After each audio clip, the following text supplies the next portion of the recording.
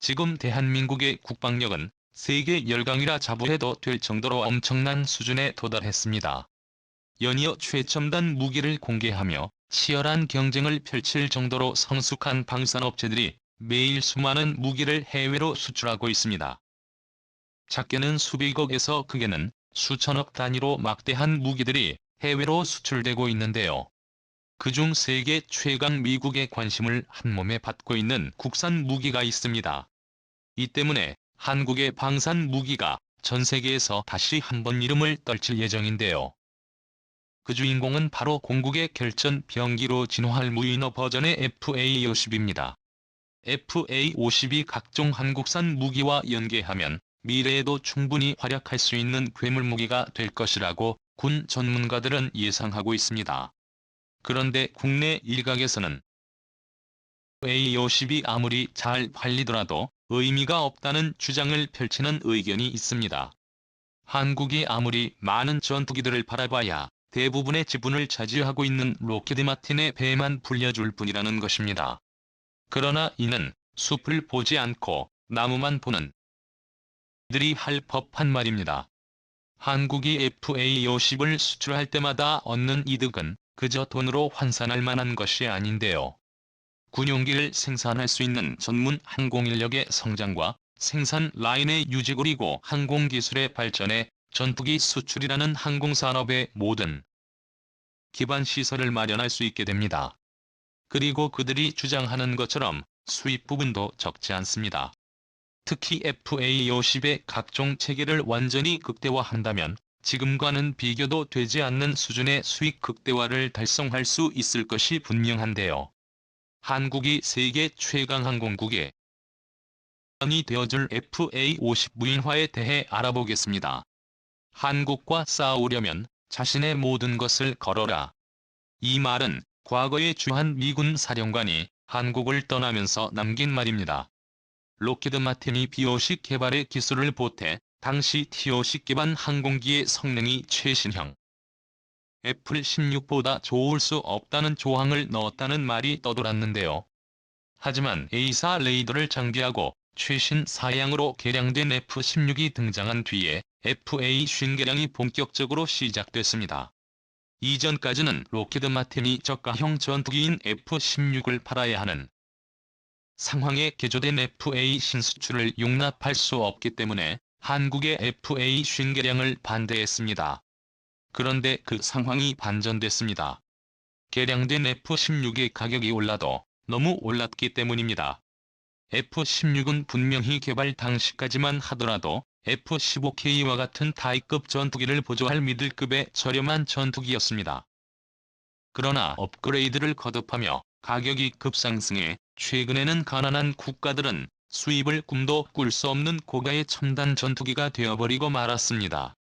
이 때문에 F-16의 판매량 역시 급감하는 추세인데요.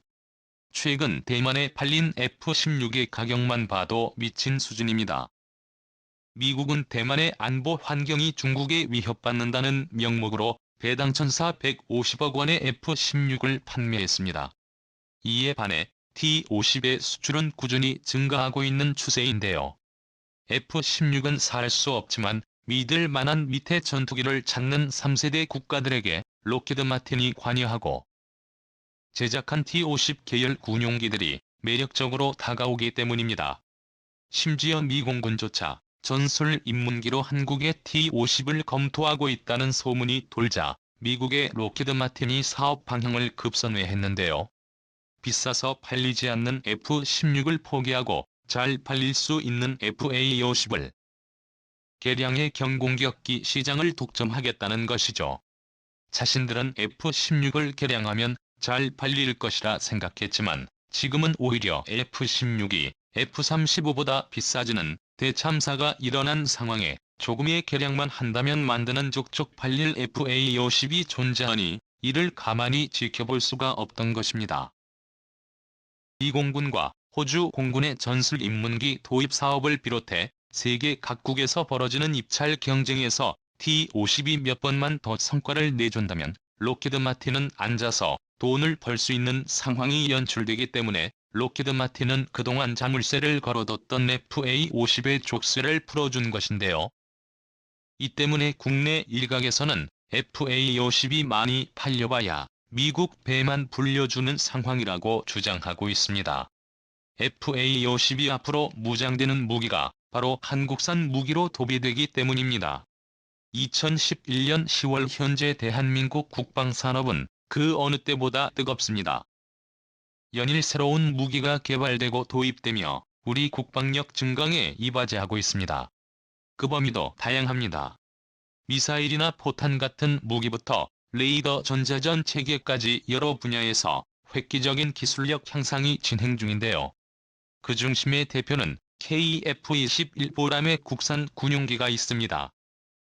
국산 A사 레이더와 전자광학 측의 전자전 체계 등 항공기에 필요한 첨단 장비들이 하나둘 국산화 중이며 전투기의 핵심 요소인 공대공 미사일 역시 국산 단거리 중장거리 미사일이 개발 중입니다.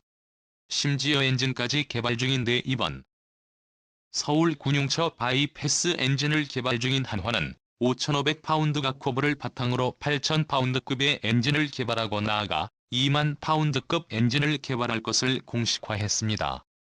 2만 파운드는 최대 추력을 기준으로 할 때 KF-21 보람의 엔진이 크게 성능이며 현재 출시된 미국산 전투기의 엔진과 거의 동급의 성능인데요. 한마디로 보람의 극전투기에 사용될 군용을 자체 개발하겠다는 포부를 밝힌 것입니다. 최근 개발된 지라 갈륨 소자로 만들어진 A사 레이더를 탑재하는 것은 물론 무인화로 부피가 줄어든 조종석 뒤편에 T-50에도 적용됐던 확장형 연료 탱크를 추가로 증설해 그동안 지적사항으로 남았던 항속거리를 크게 증대할 수 있을 것입니다.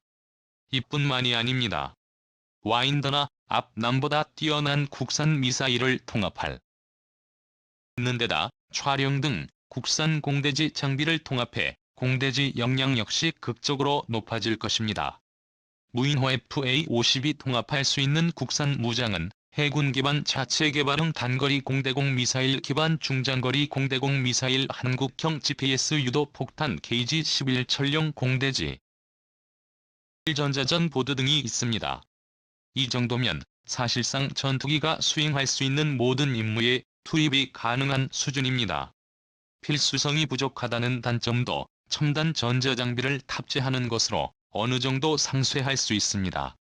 그런데 이 모든 체계의 완성은 거의 2030년대에 몰려 있습니다. FA-50의 무인기 사업이 본격적으로 진행될 무렵도 바로 2030년대인데요. 달리 생각하면 FA-50의 최종 개량형이던 FA-50은 레이더부터 미사일과 엔진까지 전투기의 모든 체계를 완전히 국산화한 완전 국산 무인 전투기가 될 수 있다는 말입니다. 뿐만 아니라 모든 능력이 지금의 FA-50과 비교할 수 없이 상승할 것이 분명한데요.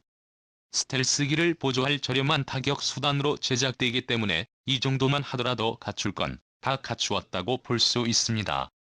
이를 통해 군이 보유하게 될 120대의 보라매가 배당 세대 의무인함 FA-50을 운영한다면 우리 군은 120명의 조종사로 480대의 사정 5세대 또는 5세대급 전폭기를 운영할 수 있게 됩니다.